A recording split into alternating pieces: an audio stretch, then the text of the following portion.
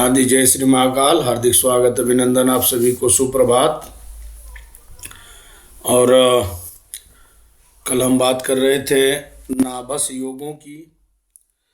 नाभस योगों की महानता और वैज्ञानिकता और इसकी उपयोगिता, इसकी प्रासंगिकता यही है कि ज्योतिष शास्त्र का कोई भी ऐसा ग्रंथ नहीं है जिस होरा स्कंद के ग्रंथ में आचार्यों ने इसका वर्णन ना किया हो।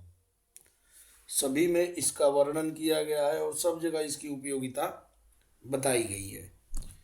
तो हम यहाँ पर जो इस लघुजातक ग्रंथ को पढ़ रहे हैं, तो लघुजातक में भी आचार्य ने नाभस योगों का वर्णन किया है।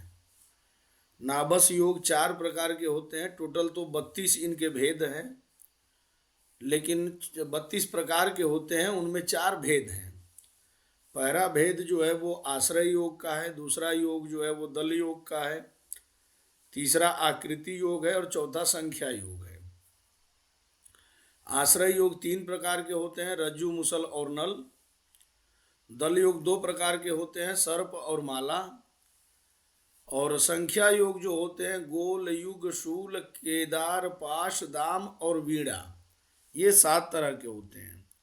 और आकृति योग जो होते हैं वो 20 प्रकार के होते हैं, यूप, शर, शक्ति, ईशु, दंड इत्यादि, जो आपको पढ़ा रहे हैं।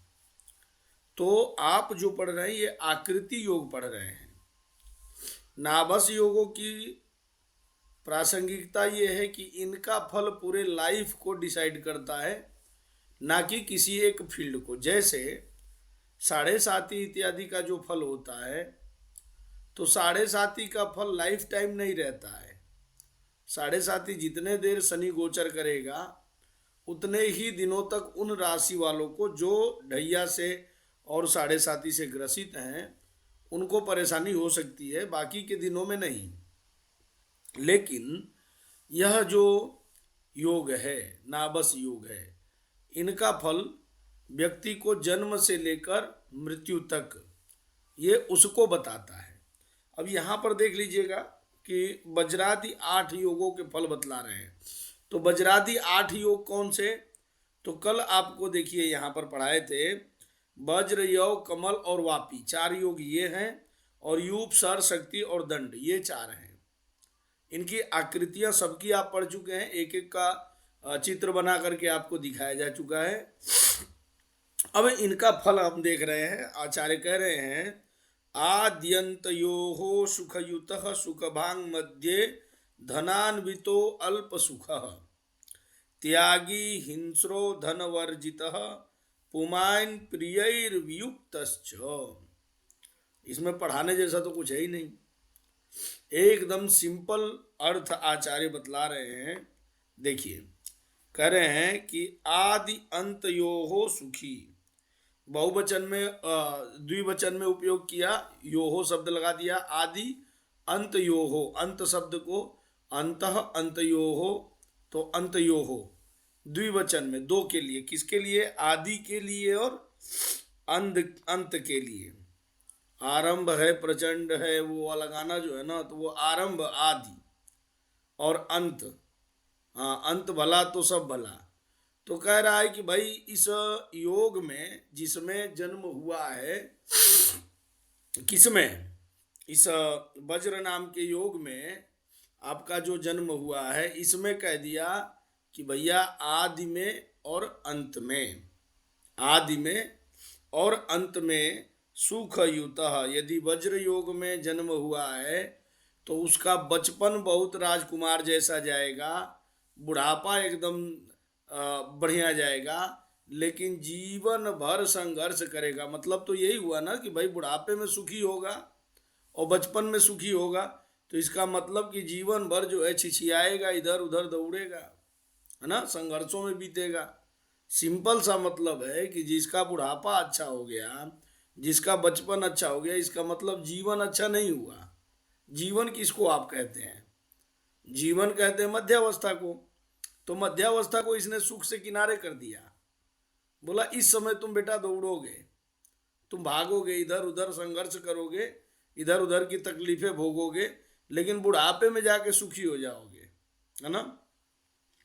उसके बाद से कहा कि सुख भांग मध्य, जीवन के मध्य में सुखी हो जाओगे। इसका मतलब कि बुढ़ापा और बाल्यावस्था तुम्हारा बिगड़ेगा। बाल्यावस्था में परिश्रम करना होगा और वृद्धावस्था में भी परिश्रम करना होगा। केवल और केवल जीवन के मध्य में आपको सुख मिलेगा। बात क्लियर है ना। अगला योग कह रहा है, देख लीजिए, ये वज्र योग है, ये वज्र योग है, ये यव योग है। अगला योग कौन सा था आपका? कमल योग। कमल योग के लिए कह रहा है कि धनान्वितो। कमल योग में जन्म लेने वाला लक्ष्मी जी का प्रिय पुष्प, लक्ष्मी जी उसी पर बैठती हैं। हाँ, तो कमल जो है ना पैसे वाले होते हैं। देख रहे हो मोदी सरकार जब से आई है पार्टी में, पैसवा देख रहे हो। मैं व्यक्तिगत अपनी बात करूं, 15-20 साल पहले भाजपा की ये हालत थी कि इनके पास हर राज्य में एक ऑफिस होने के लिए तरसते थे। आज अगर आपके जिले में सबसे अच्छी बिल्डिंग होगी ना तो भाजपा का ऑफिस होगा। कमल पढ़ा रहा हूं मैं कमल पढ़ा रहा हूं कि कमल योग होगा तो।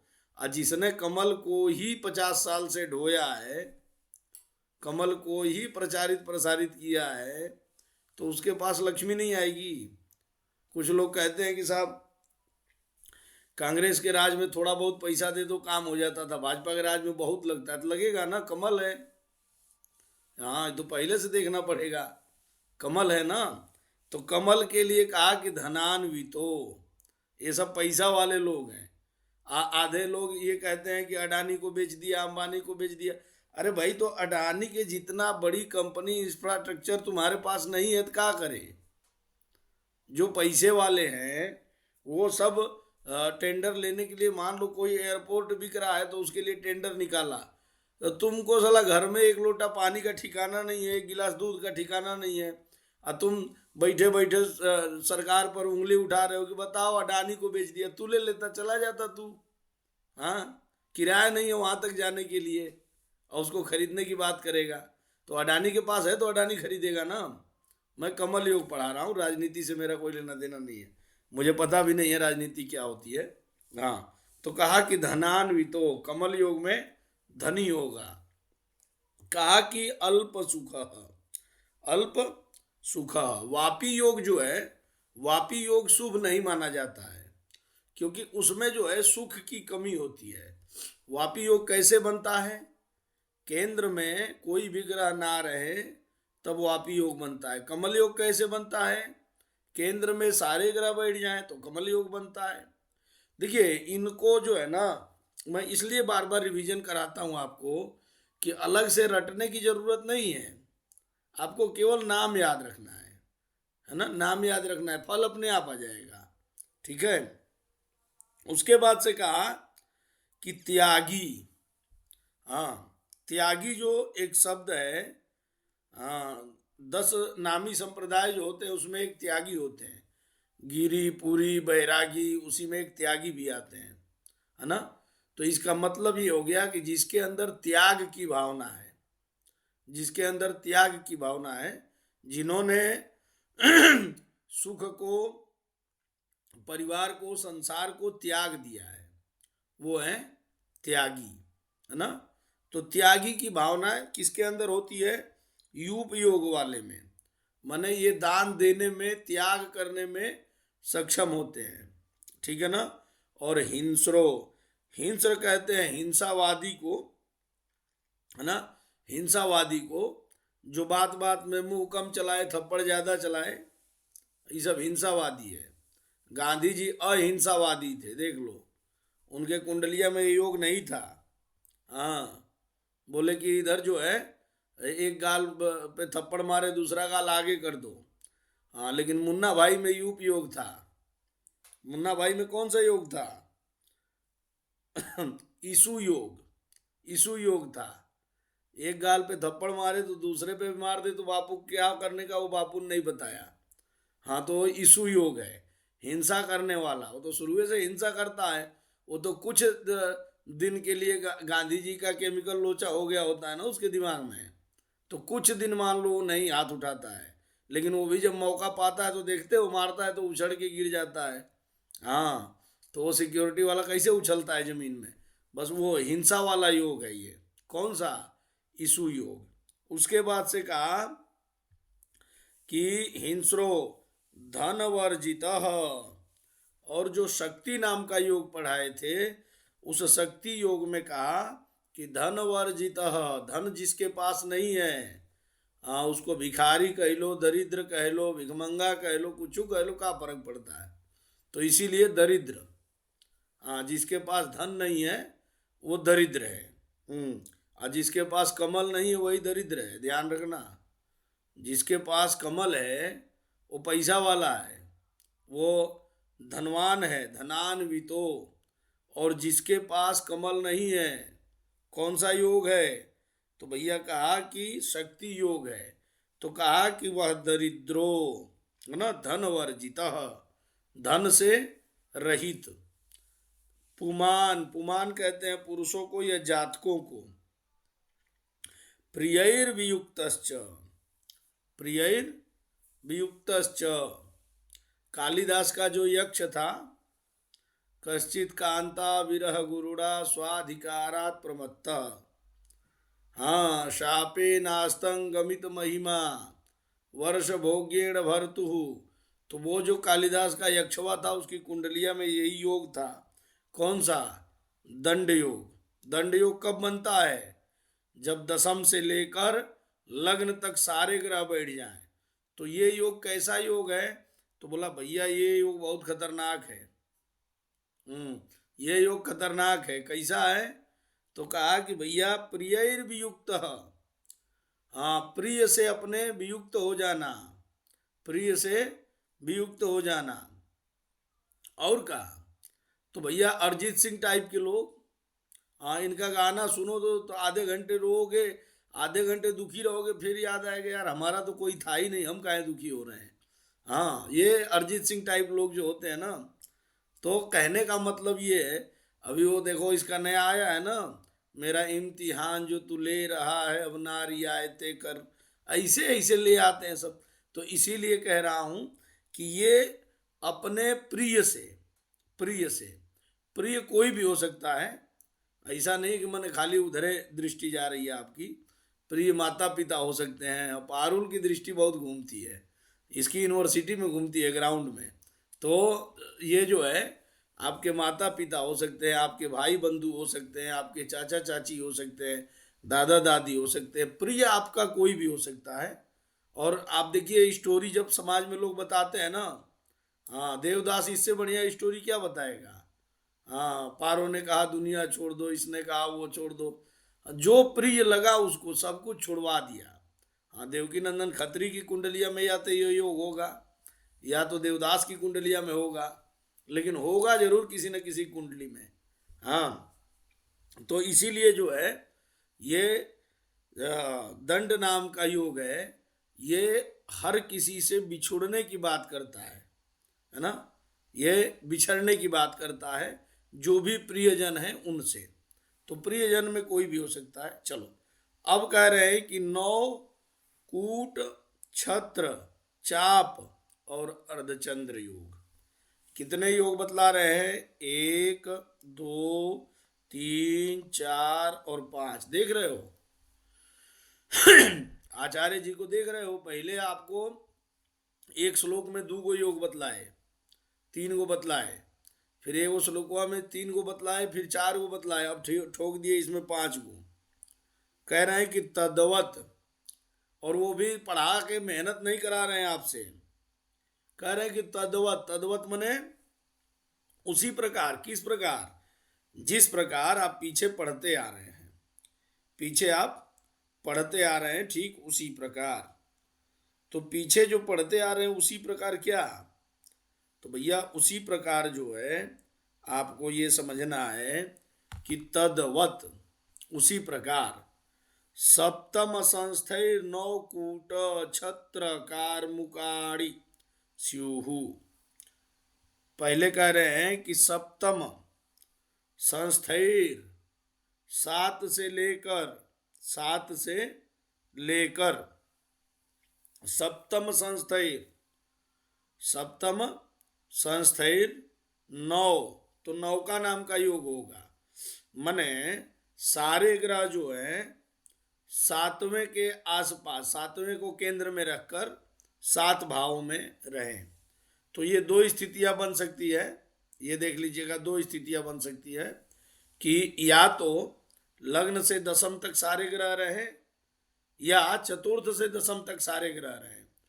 तो लग्न से सप्तम दशम बनाने जाओगे तो उल्टा हो जाएगा, नाव उल्टी नहीं बनती है। नाव कैसे बनती है देख लो।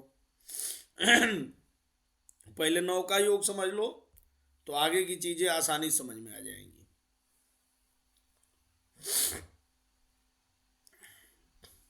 ये मान लो कुंडली है,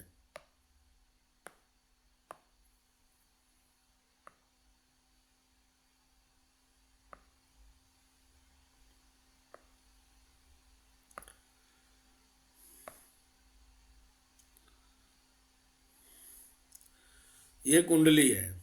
इसमें कहा कि भाई चतुर्थ से लेके दशम तक, चतुर्थ से लेके दशम तक सारे ग्रह बैठ जाएं, सारे ग्रह बैठ जाएं। तो ये नौका जैसा दिख रहा है कि नहीं दिख रहा है? इसी को तो नौका योग कह रहा है।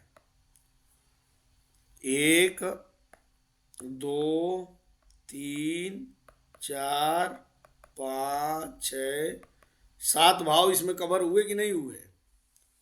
हाँ, तो ये 9 का योग है, इसी को कह रहे हैं कि 9। फिर कहा देख लीजिएगा कि 4 से लेकर दशम तक सभी ग्रह हो तो कूट योग। ये देखिए, ये जो योग बताया मैंने कूट योग आपको, तो 9 का योग और कूट योग। कूट योग के लिए क्या कह रहा है कि चौथे से लेके और दशम तक। मैंने अभी आपको जो उदाहरण बतलाया चतुर्थ से दशम का ही बतलाया कूट का, लेकिन 9 का योग जो बनेगा वो मान लो अगर ऊपर से बना देते हैं तो उल्टा हो जाएगा, कूट के ठीक उल्टा हो जाएगा। तो कूट चूंकि यहाँ हिंदिया में लिखा है तो हिंदी आपको पढ़ने की जरूरत नहीं है, इसीलिए मैं कहता हूं ना कि हिंदिया बहुत ज्यादा पढ़ना खतरनाक रहता है। बताता हूं, रुकिए। ये श्लोक नंबर है 8वां, है ना? तो 8वें नंबर का श्लोक क्या कहता है यहाँ पे आप देख लीजिए पहले एक बार, क्योंकि शास्त्र को लेकर के हम चल रहे हैं, है ना? हाँ, लग्न से 7 तक सभी ग्रह होने से 9 का, ठीक है, वो भी कोई दिक्कत नहीं है। देखिए, ये जो हम बताए हैं उदाहरण, इसको आप कूट मान लीजिए। अगर इसको कूट मानते हैं तो भाई इसको यहाँ से ऐसे 9 का बनेगा, फिर लग्न से सप्तम। बात आ रही है समझ में? ये लग्न से यहाँ से एक नाव बनेगी, यहाँ से ये, तो ये 9 का योग हो जाएगा ऊपर वाला। और ये चतुर्थ से दशम जो बनेगा ये कूट योग हो जाएगा। 9 कूट लग्नादि केंद्रादारभ्य सप्तम संस्थित ही सप्तराशि संस्थित ग्रही 9 कूटादयो योगा भवन्ति। ठीक है, ये 9 का योग और कूट योग 2 हो गए इसमें। अब कह रहे हैं अगला, देखिए क्या कह रहे हैं कि 9 कूट छत्र, छत्र के लिए कौन से भाव को लेंगे? तो भाई सप्तम से लेके और लग्न तक। लखोटिया जी माइक अपना बंद कर लीजिए, चालू हो गया है माइक आपका। तो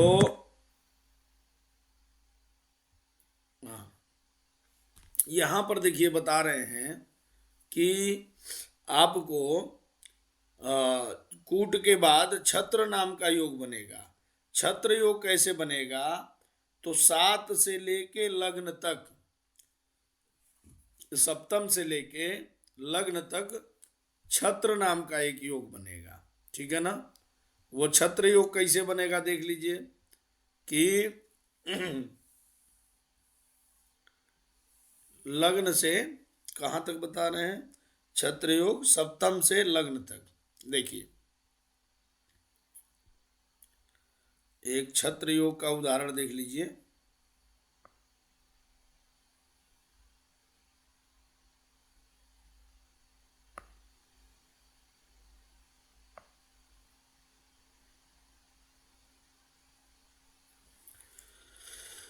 ये देख लीजिए, इसमें कह रहे हैं कि भाई जो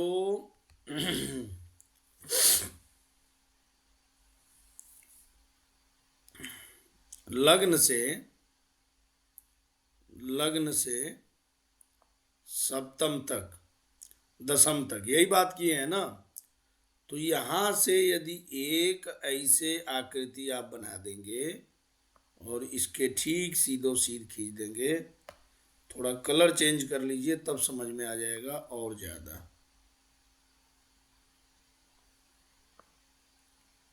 है ना।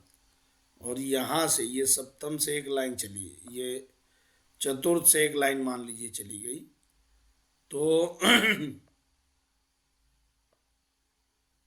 ये छाता की तरह दिख रहा है आप लोगों को, छत्र योग।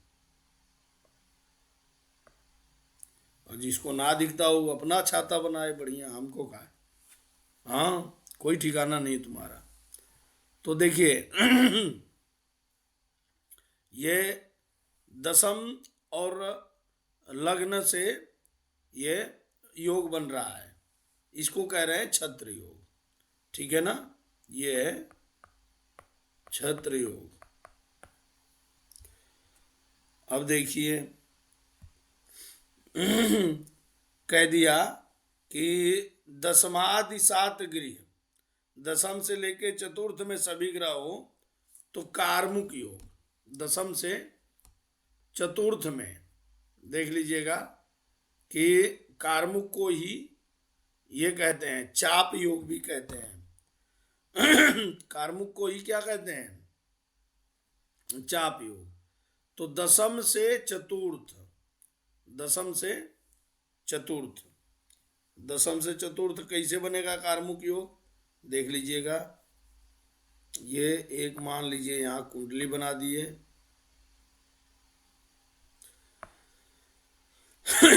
आपको भाव मेन याद करने हैं कि कौन से भाव से बन रहा है। आकृति तो थोड़ी आप लोग मुझसे सुंदर भी बना सकते हैं, मैं खाली इसलिए बता रहा हूं कि आपको समझ में आए। यहां से देखिए एक लाइन खींचेंगे दसम तक, और चतुर्थ से इन्होंने कहा कि भाई दसम तक सारे ग्रह बैठने चाहिए, ये हो गया ना। और इसमें अगर यहाँ से एक लाइन खींचते हैं तो ये मान लीजिए तीर है,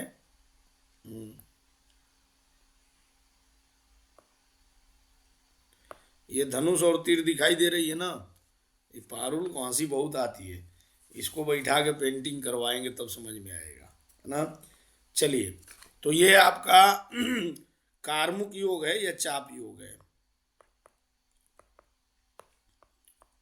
कारमुक या चाप योग, ठीक है ना। कारमुक योग या चाप योग है। उसके बाद से देख लीजिए कौन सा योग बतला रहे हैं कि कारमुकाणी सिहु नावाद्यैरपि एवं कंटकान अन्यस्थैः स्मृतो अर्धशसी। देखिए कह रहे हैं कि अर्धशसी एक योग बनता है, अर्धशसी माने अर्धचंद्र नाम का एक योग बनता है, शशि कहते हैं चंद्रमा को, है ना। तो पड़भर या अपोक्लिम से कह रहे हैं कि नावाद्यैर अपि एवं कंटकान अन्यस्थैः। देखिए केंद्र जो आपको पढ़ा है, तो केंद्र के अन्यत्र, तो केंद्र के अन्यत्र जो है वो आपको बता रहे हैं कि भाई केंद्र के अन्यत्र आपकी जो भाव बच गए, कौन से बच गए, तो केंद्र के अन्यत्र बचते हैं पड़भर और आपोक्लिम। तो इनसे स्टार्ट करके, पड़भर या आपोक्लिम से स्टार्ट करके और फिर एक योग बनेगा, ये योग बनेगा पड़फर या अपोक्लिम से। तब कह रहे हैं ये कौन सा योग बनेगा? अर्धचंद्र योग। चलिए पड़फर और अपोक्लिम से देखिए मैं एक यहां बना देता हूं। ये देखिए कुंडली है,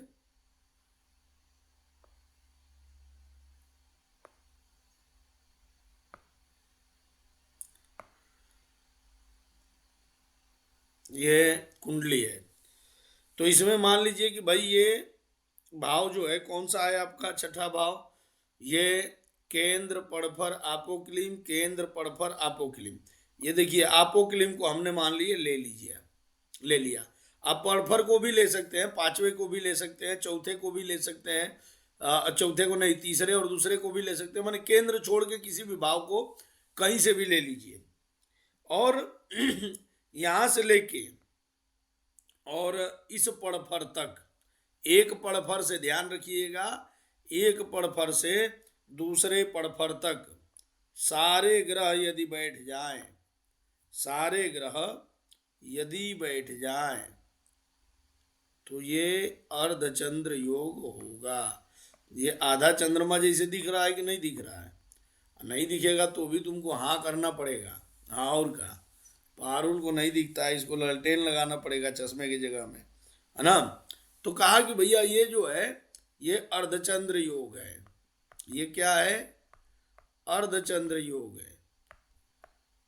ज्योतिष को जो लोग समझते हैं कि खाली 12 को राशि पढ़ लिया और ज्योतिष हो गया, क्रिएटिविटी जितना ज्योतिष में उतना कहीं नहीं है ना। आप नाभस योगों को अगर चाहें तो खूब अच्छा चित्रकारी करके, पेंटिंग करके, ऑनलाइन डिजाइन करके खूब बढ़िया आप दिखा सकते हैं, जिस पर कोई काम हुआ ही नहीं है आज तक। हकीकत यही है कि मैं इतना बना रहा हूं कम से कम आपको समझाने के लिए, बाकी कोई क्रिएटिविटी पर काम नहीं हुआ है। सब लोग बस बातें करेंगे, ये ऐसा होता है वैसे होता है, लेकिन करके यहाँ पर कोई आपको नहीं दिखाएगा। तो हमें जो है कहा कि भैया ये अर्धशशि अर्धचंद्र नाम का योग होता है। अब कह रहे हैं कि एकांतरैर विलग्नात्, लग्न से एक आंतर, एक का अंतर करके, माने लग्न के बाद दूसरा भाव छोड़ के तीसरा, तीसरे के बाद चौथा छोड़ के पांचवा, पांचवे के बाद छठा छोड़ के सातवां, एक एक भाव छोड़ के, एक एक भाव छोड़ के यदि सारे ग्रह बैठ जाएं, कहां पर? तो षड भवनानि। देखिए कितने टोटल भाव होते हैं कुंडली में? कुंडली में टोटल भाव होते हैं 12। तो 12 के लिए आचार्य का कहना है कि मान लो कि 12 भाव हैं। कितने भाव हैं? 12। तो 12 में से कहा कि भाई देखो एकांतर विलग्नात्,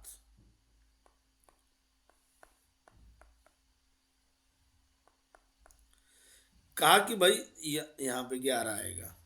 यहां पे कहा कि एक के बाद एक छोड़ दो, एक के बाद दूसरा छोड़ दिया हमने, तीसरा ले लिया, तीसरे के बाद चौथा छोड़ा, पांचवा ले लिया, छठा छोड़ा, सातवां ले लिया, आठवां छोड़ा, नौवां ले लिया, 10वां छोड़ा, 11वां ले लिया। ये कहा कि एकांतर, एक का अंतर करके। तो कितने भाव बचेंगे देख लीजिएगा, 1 2 3 4 5 और 6।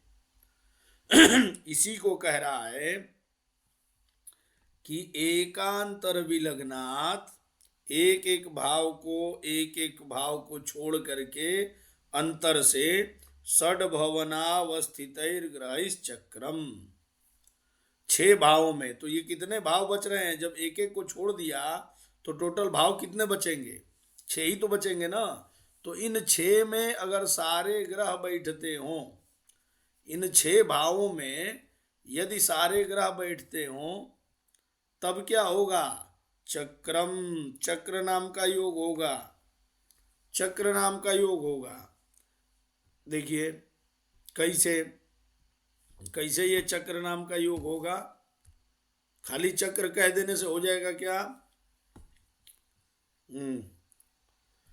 फिर मैं अभी पेंटिंग बनाऊंगा तगड़ा वाला तो पारुल हंसेगा, है ना, लेकिन बनाएंगे, अब हंसे तो हंसे।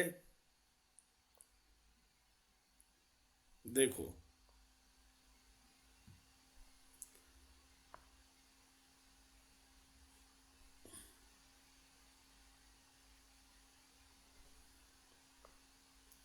ये चक्र योग का आकृति हम बना रहे हैं।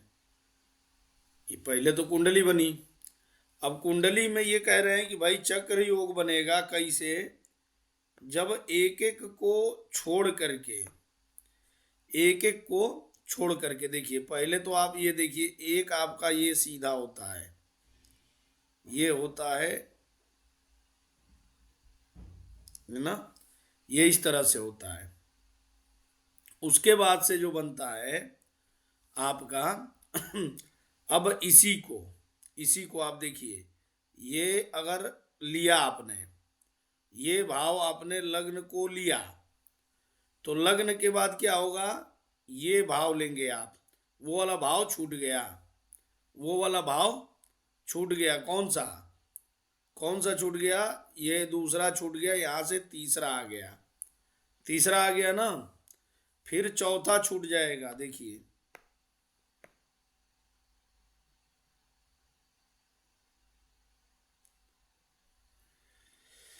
फिर आपका ये यहां से आएगा तो चौथा छूट जाएगा और पांचवे को ले लेगा। कैसे, तो यहां से देखिएगा, ये जो अंदर आ गए भाव वो छूट जाएंगे, चक्र की जो स्थिति बाहर जा रही है, उसका नोक जो बाहर जा रहा है, केवल वही बचेंगे, वही बचेंगे, है ना।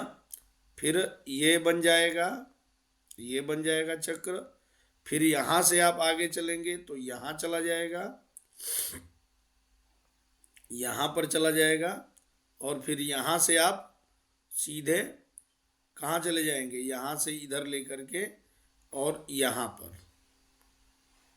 ये देखिए, इसको अगर ध्यान से देखेंगे तो ये आपका चक्र की आकृति का बनेगा, और इसमें जो है सारे ग्रह यहां पर बैठ गए। एकांतर पढ़ा रहा हूं मैं कि एक का अंतर छोड़ के, एक का अंतर छोड़ के ये ग्रह बैठ रहे हैं, ये चक्र की तरह बनेगा, ठीक है ना। एक एक भावों का अंतर छोड़ के ये चक्र योग बनेगा। इसको कहा कि एकांतर विलग्नई विलग्नात् षड्भवना अवस्थितैर ग्रहिस् चक्रम। एक लाइन में एक योग बताए, उसका नाम है चक्र।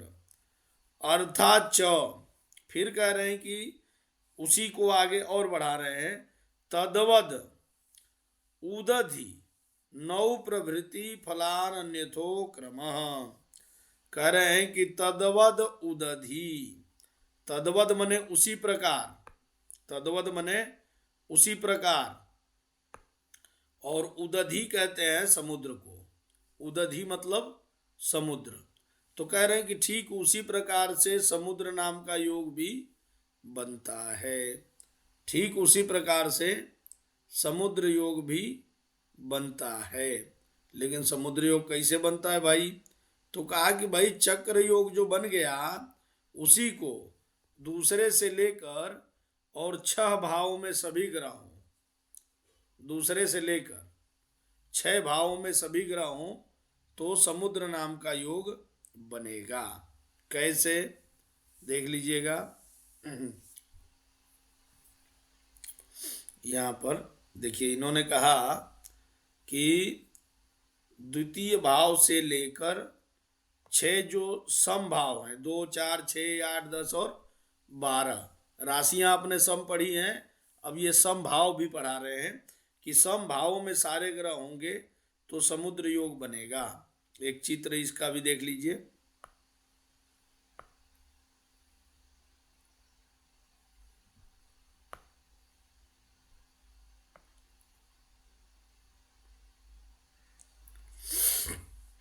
ये जो योग है, इसमें कहा इन्होंने कि भाई यहां पर ग्रह रहे और यहां पर रहे, ये 2 संभाव हुए ना, दूसरा और 12वां, है ना।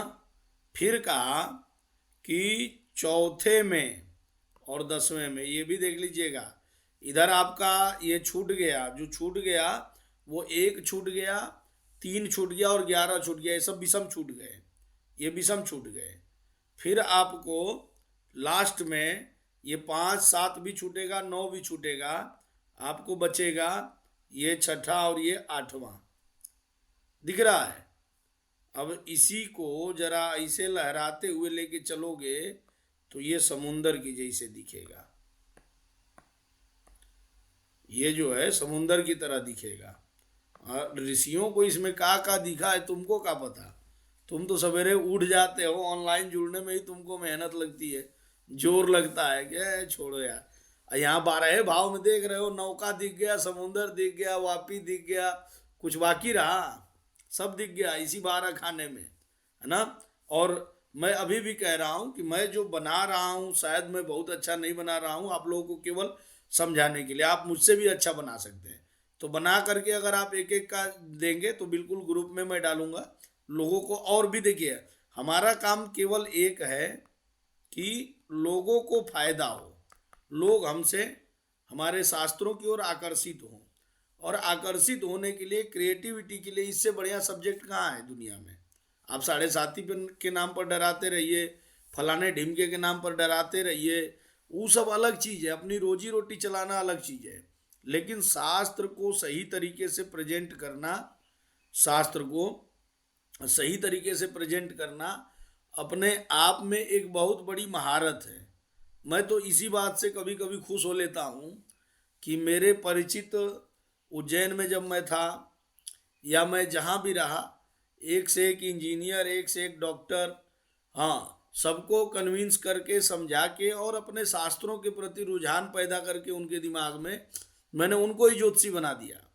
जरूरी नहीं कि हर आदमी कमाई के लिए करता है, हाँ, वो लोग कमाई नहीं करते हैं, लेकिन वो हमसे ज़्यादा पढ़ते हैं, हमसे सीरियस होके पढ़ते हैं, है ना। जितना दूर हमारी दिमाग नहीं जाती उतना दूर वो पढ़ते हैं। कारण ये है ना कि जो दूसरी विद्या से आता है उसका आपके प्रति बड़ा आकर्षण रहता है। तो आप देखिए 12 खाने कुंडली के हैं, इसी कुंडली के 12 खाने में आचार्यों को रस्सी भी दिख गई, नल भी दिख गया, मुसल भी दिख गया, आचार्य को समुंदर भी दिख गया, आचार्य को नाव भी दिख गई, आचार्य को बाण दिख गया, आचार्य को धनुष दिख गया, आचार्य को यूप दिख गया, आचार्य को शक्ति दिख गया, आचार्य को ईशु दिख गया। आप देखिए दुनिया भर के आकृतियां, 32 प्रकार की आकृतियां आप यहाँ पढ़ चुके हैं, है ना। तो जब भी आपको टाइम मिले इनका चित्र बना करके और बिल्कुल आप दीजिए, तो बिल्कुल ग्रुप में डालेंगे, दूसरों का भी भला होगा। और जो लोग ज्योतिष को मजाक समझते हैं वो इन चीज़ों से ही, देखिए क्रिएटिविटी जब तक आपके अंदर नहीं है, आपकी विद्या के लेकर के नहीं है, तब तक आपकी विद्या कौन पढ़ेगा, कौन समझेगा। तो इसीलिए क्रिएटिविटी निश्चित रूप से होनी चाहिए हमारे पास। तो ये समुद्र नाम का योग हम पढ़ रहे थे। आप देखिए इसके पहले आपने चक्र योग पढ़ा, ये चक्र योग था, ये चक्र योग था, आपने चक्र योग पढ़ा, समुद्र योग पढ़ा, अर्धचंद्र योग पढ़ा, आपने धनुष योग, कार्मुक योग जिसको चाप योग कहते हैं, आपने छत्र योग, छाता का योग पढ़ा, आपने नौका का योग पढ़ा, आपने कूट का योग पढ़ा, आपने दंड का योग पढ़ा, आपने यहाँ पर बाण का सर का योग पढ़ा, आपने ये वापी का योग पढ़ा, कमल का योग पढ़ा। जितने योग हो सकते हैं ज्योतिष में, जो रोजमर्रा की चीज़ों में आप याद करते हैं। ये देखिए यहाँ पर इन्होंने यव नाम का एक योग पढ़ाया था जो यव की आकृति से बनता है। ये वज्र नाम का एक योग बना दिया था, है ना। यहाँ पर श्रृंगाटक नाम का योग बना दिया, ये पक्षी नाम का योग बना दिया था, यहाँ पर शकट नाम का योग बना दिया था, गदा नाम का योग था, ये माला योग था, ये सर्प योग था। आपको नाभस योग को बहुत अच्छा एक सब्जेक्ट है, इंटरेस्टिंग सब्जेक्ट है, और इसको आप जितना पढ़ेंगे, जितना जानेंगे, हर बार आपको कुछ नया मिलेगा इसमें, है ना। यहाँ अब कह रहे हैं कि तद्वद उदधि 9 प्रभृति फलान यथो क्रमशः। अब मैं जो है 9 प्रभृति का मतलब, प्रवृत्ति कहते हैं शुरुआत को, 9 कहते हैं नौका नाम के योग को। तो अब मैं नौका नाम के योग से प्रारंभ करके आपको सबका फलादेश बताने जा रहा हूँ क्रम से। किससे बताने जा रहा हूँ? क्रम से। दीजिए नौका योग कहाँ शुरू हुआ था, देख लीजिए कितने योगों का फल बतलाएंगे? 7 योगों का फल एक साथ बतलाएंगे। नौका, कूट, छत्र, चाप, अर्धचंद्र, यहाँ पर 5 योग है ना, ये 5 योग है। और चक्र और समुद्र 7 योग हो गए।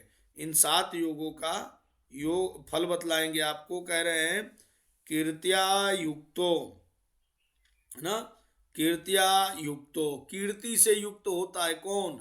नौका योग में जिसका जन्म हुआ है, नौका योग में जिसका जन्म हुआ है वह कीर्ति से युक्त होता है। आप देखिए, जब दुनिया में ना, समाज में मेरे जीवन का मैं यह सफलता समझूंगा कि अगर आपके पास कोई जातक आता है और आप उसकी पत्रिका में लिख के देते हैं कि आपकी कुंडली में यूप नाम का योग है, आपकी कुंडली में कमल नाम का योग है, आपकी कुंडली में वापी नाम का योग है, आपकी कुंडली में केदार योग है, आपकी कुंडली में दामिनी योग है। देखिए, जब आप इस चीज़ों को लिख के देंगे ना, कोई भी आदमी कुंडली हाथों में लेते घबरा जाएगा। आपसे कोई कंसल्टेंट करने आ रहा है, कंसल्ट करने आ रहा है, अपनी कुंडली दिखाने आ रहा है, आप उसको ये 3-4 योग बताइए ना, आप क्यों काल सर्प में और चांडाल दोष में, अभिष दोष में और श्रापित दोष में उलझाए पड़े हैं? आप 32 प्रकार के योग है ना, कोई ना कोई योग मिलेगा। आप ये बताइए, जो आपसे कंसल्ट लेने आ रहा है ना, वो भी एक बार सोचेगा कि अरे यार, मैं इतनी जगह कुंडलियां दिखाया, लोगों ने ये योग तो बताया नहीं, ये तो कुछ नया ही बतला रहे हैं। और जरूरत पड़े तो आप उठा करके शास्त्र रखिए अपने पास, बृहद जातक, लघु जातक अपने पास रखिए, यजमान को दिखाइए, जो भी आपसे कंसल्ट लेने आ रहा आपका क्लाइंट, उसको दिखाइए कि देखो ये शास्त्र में लिखा है, मैं अपने मन से नहीं कह रहा हूँ। आपके ऊपर भगवान की तरह लोग भरोसा करेंगे। होता क्या है ना कि यहाँ पढ़ता लिखता कुछ नहीं है, और उसके बाद से हवाबाजी दुनिया भर की, और उसके बाद मैं ऐसा कह दिया, तू कौन होता? तेरे जैसे रोज पैदा होते हैं, रोज मरते हैं, गली के कीड़े की तरह मरते हैं, उसमें हम क्या करें, है ना? तो मैं ऐसा कह दिया नहीं। मैं आप लोगों को आज देखिए, जब भी मैं कुछ भी, आप लोगों में से बहुत सारे लोग अप्रिसिएट करने के लिए मुझे फ़ोन करते हैं। इस क्लास के अलावा भी मेरे लाइफ में बहुत सारे लोग हैं जो अप्रिसिएट करने के लिए कॉल करते हैं।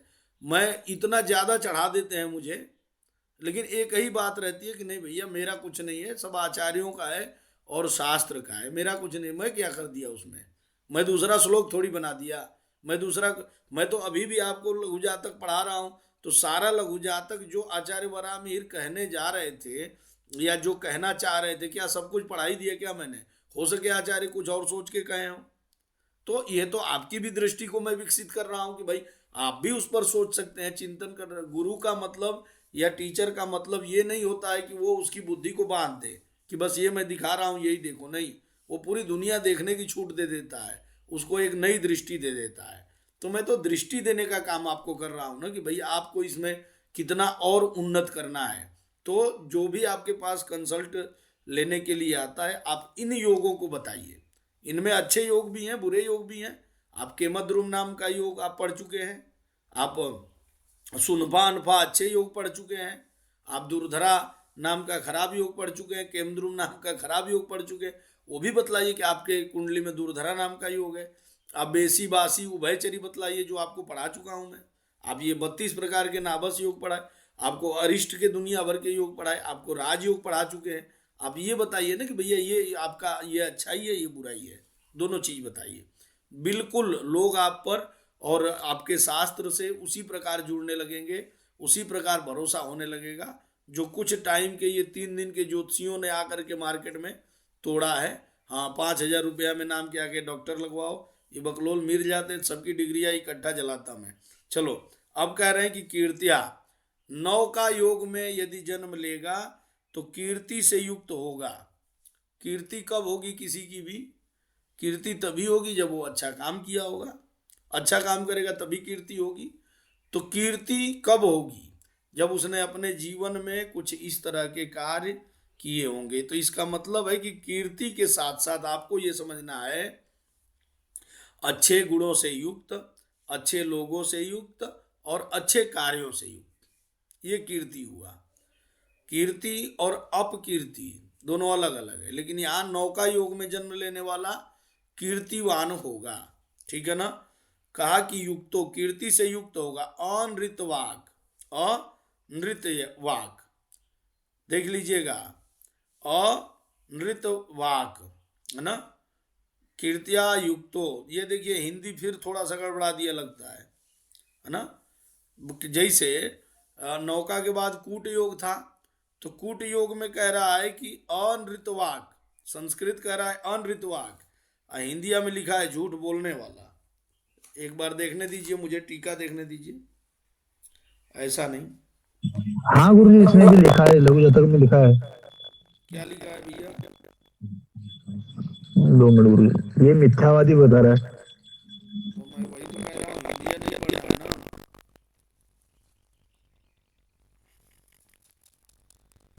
बता रहा हूँ, टीका एक बार देख लेंगे तो आपको भी संतुष्टि हो जाएगी कि ये कहना क्या है।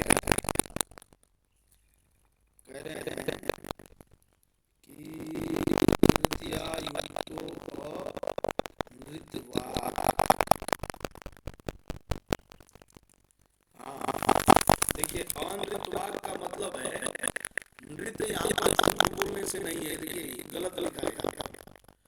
नृत्य का मतलब होता है अनृत्य, नृत्य होता है मधुर और अनृत्य होता है कठोर या फिर माने कटु भाषा। तो कटु भाषा का प्रयोग नहीं करने वाला अनृतवाक। मिथ्याभाषी, मिथ्याभाषी देखिए मिथ्याभाषी दो तरह के होते हैं। जब मंचों पर सर्वांग शिरोमणि गोचर गोपति आनंद कंद सच्चिदानंद स्वरूप श्रीमद वल्लभाचार्य परायणाचार्य चक्र चूड़ामणि धर्म प्रिय न्याय प्रिय गोरक्षक दयापाल विराज परिराज परम पूजनीय धर्म धर्म बड़ी लंबा चौड़ा एकदम, है ना, वो सब अंकित है। उसी को ये कह रहा है कि ये सब मिथ्याभाषी। हाँ, वो कभी गाय का चारा डालने नहीं गया, वो गोपालक हो गया, गोरक्षक हो गया, है ना। हाँ, गायों का चारा करके गोचर हो गया। हाँ, वो गोपति हो गया, बकलोल कहेंगे।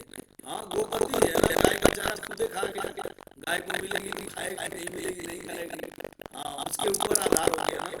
चलो, तो कहा कि अनृतवाक माने मिथ्याभाषी, ये झूठ बोलने वाला शब्द जो है ये ठीक नहीं है, मधुर बोलने वाला, है ना। और मधुरता में लोग कुछ भी बोल दे वो अलग चीज है। फिर कहा कि स्वजन हितः, देख लीजिएगा एक व्याकरण में श्लोक आता है, वो कहता है कि यद्यपि बहुनाधीशो, यद्यपि बहुनाधीशो तथापि पठपुत्र व्याकरण, कहता है कि भाई व्याकरण बहुत होशियार है, बहुत समझदार है, लेकिन हे बेटा, हाँ, तू व्याकरण पढ़, व्याकरण नहीं पढ़ा तो बेटा। हाँ, वेदों के 6 अंगों में व्याकरण जो है वो मूल है। किसी आचार्य ने कहा कि यद्यपि बहुनाधीश हो, हाँ, यद्यपि तुम बहुत विद्वान हो, बहुत ज्ञानवान, बहुत समझदार हो, लेकिन तथापि तो भी व्याकरण पढ़ो रे बेटे, व्याकरण पढ़ो। क्यों ऐसा कहा कि सकलम सकलम या सकलम सकलम या ना, स्वजनो स्वजन, ये सकल का मतलब होता है संपूर्ण, ये सकल का मतलब होता है अकेला, ये स्वजन का मतलब होता है परिवार वाले, ये स्वजन का मतलब होता है कुत्ते वाले, है ना। हाँ, तो वो स्वजन देख के मुझे ये श्लोक याद आ गया। देखो, तो इसलिए कहा कि स्वजन हित माने कुत्तों का हित चाहने वाले नहीं, अपने परिवार का हित चाहने वाले। यही अगर इसमें हो जाएगा, हाँ, स्वजन स्वजनो माभू, तो कह रहा है कि स्वजन हित, अपने परिवार का हित चाहने वाला को छत्र, और छाता का काम क्या होता है? आपका हित चाहने के लिए ये बना है ना कि आपको बारिश से और इससे बचाए, तूफान से थोड़ी बचाएगा, लेकिन थोड़ा बहुत आपका सुरक्षा करे। तो ऐसे ही छत्र योग वाला जो होता है, उसके छांव में बहुत सारे लोग जो हैं वो आराम से रहते हैं, उनके ऊपर कोई भी विपदा आपदा नहीं आने देता है परिवार में, परिवार के लिए कल्याणकारी व्यक्ति होता है। उसके बाद में कहा शूर, शूर शूर मन होता है शूरवीर, है ना। तो क्षत्र योग के बाद क्या था, तर, नौ, कूट, छत्र और शर योग में, इसी को आप चाप योग कह रहे थे। तो इसमें जो होता है वीर होता है, धनुष की आकृति और बाण क्या करेगा, वो लड़ाई झगड़ा में निपुण होगा ना, युद्ध करने में निपुण होगा, इसीलिए कहा कि वीर होगा शर योग में। और शूर, सुभग, धनी भूपा, सुभग कह रहा है कि अर्धचंद्र योग में जो होगा वो कैसा होगा, तो सुरूपवान होगा, सुंदर होगा, सुंदर होगा। हाँ, चांद की उजाली और चांदनी रात और चांद को चांद सी महबूबा हो, आ जाऊंगा मैं वहीं बढ़ जाऊंगा। तो चंद्रमा से कितनी हो सकती है सुंदरता की तुलना जो है, हाँ, वो अपनी प्रियतमा की, अपनी सुंदरी या जब भी हम बात करते हैं प्रकृति की, तो वो चंद्रमा से ही रिलेट करता है। तो इसीलिए कहा कि भैया अर्धचंद्र योग में होगा तो वो सुंदर होगा, कुरूप नहीं होगा, कुरूप नहीं होगा, सुंदर होगा। उसके बाद से कहा कि सूद, सुभग, धनी, और धनी योग जो होगा, ये कह रहे हैं कि चक्र योग में अगर जन्म हुआ है तो वो धनी होगा, धनवान होगा। और भूपा, भूपा, भूप कहते हैं राजा, भूप कहते हैं राजा, तो वो राजा के समान होगा अथवा स्वयं राजा होगा, है ना। अब देखो इसमें जो है यहाँ पर ये कहोगे गुरु जी कहाँ पढ़ते रहते, सूर, सुभग, धनी, बस इसी पढ़ लोगे तो वो एक पंकज उदास आया, एक तुम्हें धनवान और गोरी बाकी सब कंगाल, बस इसी में आ गया। हाँ, धनवान भी आ गया, कंगाल भी आ गया, राजा भी आ गया, मजबूत बलवान भी आ गया।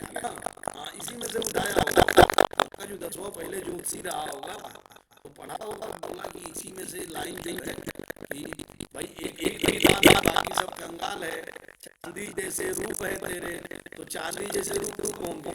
वो चंद्र से रिलेटेड अर्धचंद्र योग की बात रहा था ना, तो अर्धचंद्र योग में जीवन होगा तो चांदी जैसे रूप है तेरे और सोने जैसे बाल, है ना।